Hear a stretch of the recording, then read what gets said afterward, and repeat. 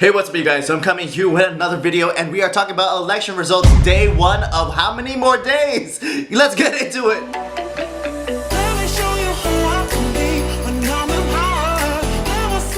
But first, of course, if you're new to my channel, what is up? My name is Mitch, Maverick Mitch. Hey Mitch, all the Mitches, and pretty much I like talking about what I talk about. So current events, reviews, and pop culture within the scope of entertainment, culture, and purpose. So TV, movie reviews, social, political commentary. Check out all those videos as you're finishing this video.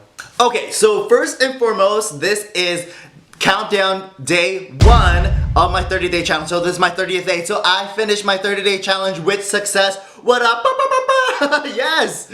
So I'll probably do another video of my lessons learned about doing this whole 30-day challenge, but I have seen such much growth. I went from, in October, like first I was in the 400s, and I am barely on the cusp of, on the recording of this video, 598, so right at the cusp of nearing 600, so 200 subscribers within a month. So obviously doing videos daily does feed your algorithm and everything, so it does help. Again, I'll do another video on that, but I just want to say thank you to all the new subscribers, and I'm looking forward to this journey. Speaking of journey, last night was crazy, so I took leave for today for this very reason. As of the recording of this video, we are at a standstill, and we don't know where it's gonna go. There are votes being still counted. It might go to the Supreme Court. It is crazy. So I kind of expected that, but I was hoping for a definitive answer going into last night. You know, I really wanted to see the Trump voters and the hidden Trump voters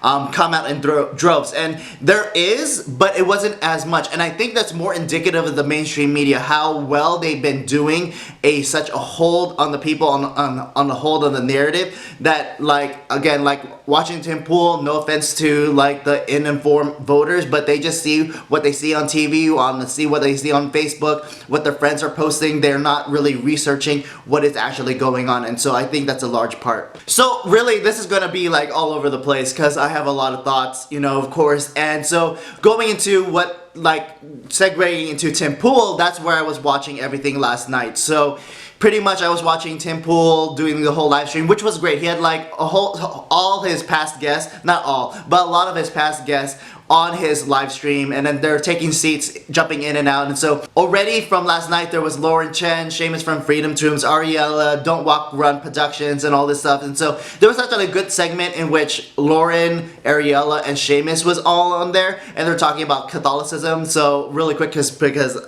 there is a lot of Catholic justices on the Supreme Court, and then Seamus is a very outspoken Catholic, and that was really surprising to me, like how much, like, talk about the Fighting Irish. I'm pretty sure he's Irish with the name Seamus, and coming from Chicago, like, I'm pretty sure he's Irish. But anyway, like, it's like he was Deus Vult, he was Crusade, he was talking about praying the rosary, which I did, not because of Seamus, but I already did. Like, I did one driving to work, one driving home from work, and then obviously doing one after dinner. And so I was praying for the president, his re-election, and for America, and for peace. So it wasn't just like doing random rosaries, so I was actually having intentions in mind. But it was just surprising how Catholic he was on there. Like, not to say that he isn't, but just to blab out to the audience to pray the rosary was really surprising and was refreshing to me as a Catholic. So there was that. So going into the election results, again, I was hoping, and again, I'm recording this at 8 a.m. on Wednesday morning, right?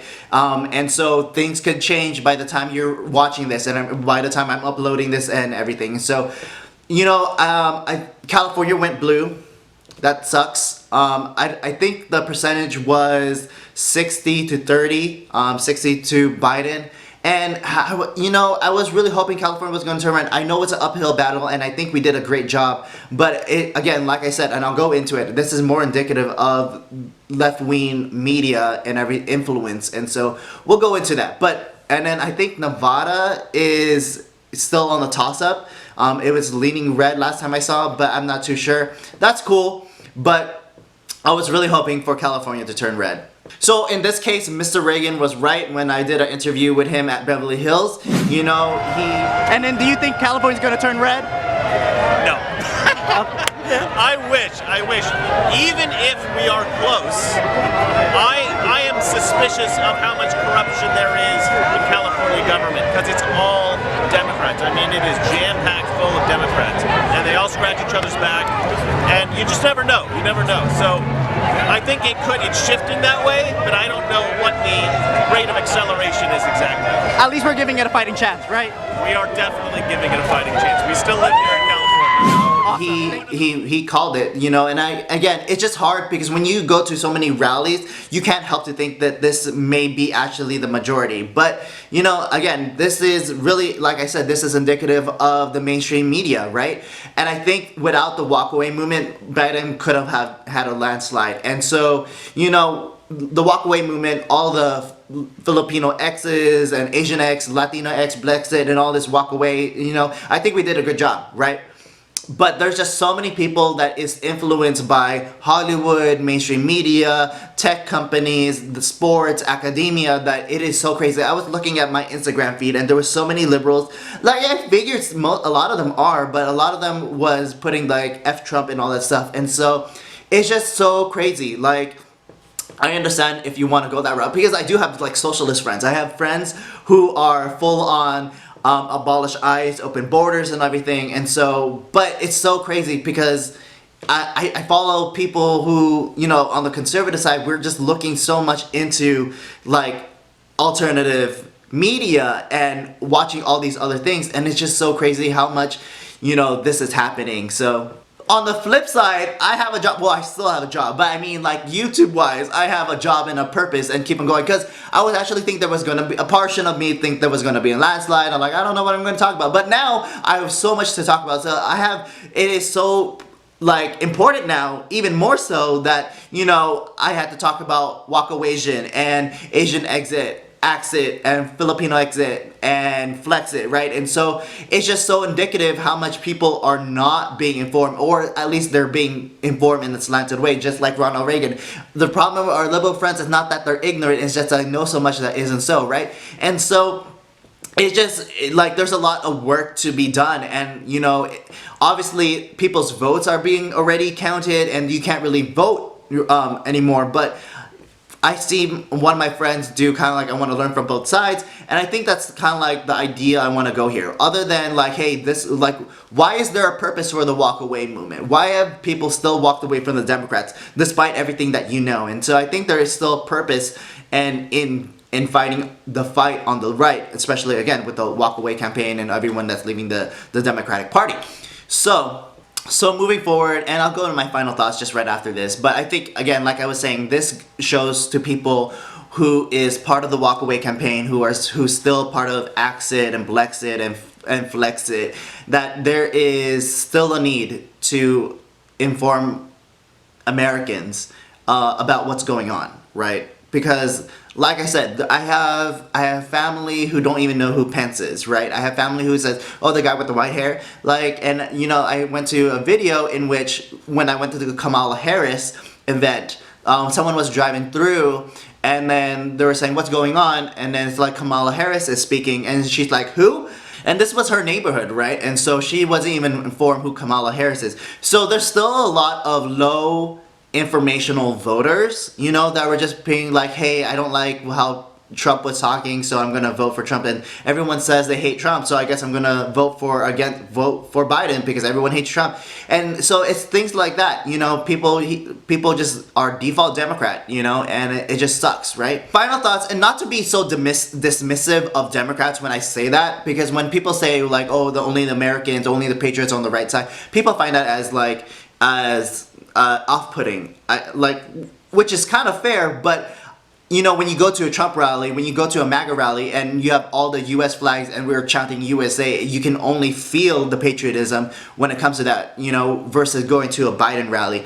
But the point is, like, so we need to use this time for reconciliation, right? We need to learn from each other. We need to start giving an olive branch to the other side and be like, hey, even though the election results is not here, we need to start mending our ways, because the left has been doing so much of cancel culture. I've seen so many posts like, if you support Trump, unfriend me and all that stuff, or who do I need to unfriend? Like, how about we come together and see why we voted for our own candidates? And that goes both sides of the aisle, and that's more so because for Trump supporters and for MAGA supporters, like, we wouldn't hate the other side for voting for Biden, right? Like, we just think they're stupid. Whereas the people on the Biden side thinks the Trump supporters are evil, racist, whatever ism and phobia, word that you want to call, right? And so I think there needs to be coming to America, and people say that Trump is divisive, but this is more indicative of the left, because the left is more prevalent on cancel culture. And so I think if you need to take anything from this, I think we need to start learning and be the peacemakers in our lives. And so, yeah. Well, we are still in this. I'll probably end up doing more videos.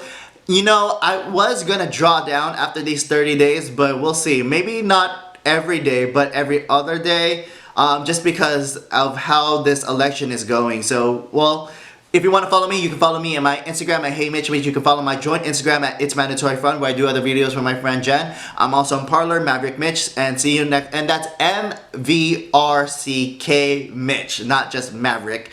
It's the shortened version, like how I do Maverick videos. So Maverick Mitch on Parler, and then see you in the next video. Thanks for watching. Peace, peace, peace.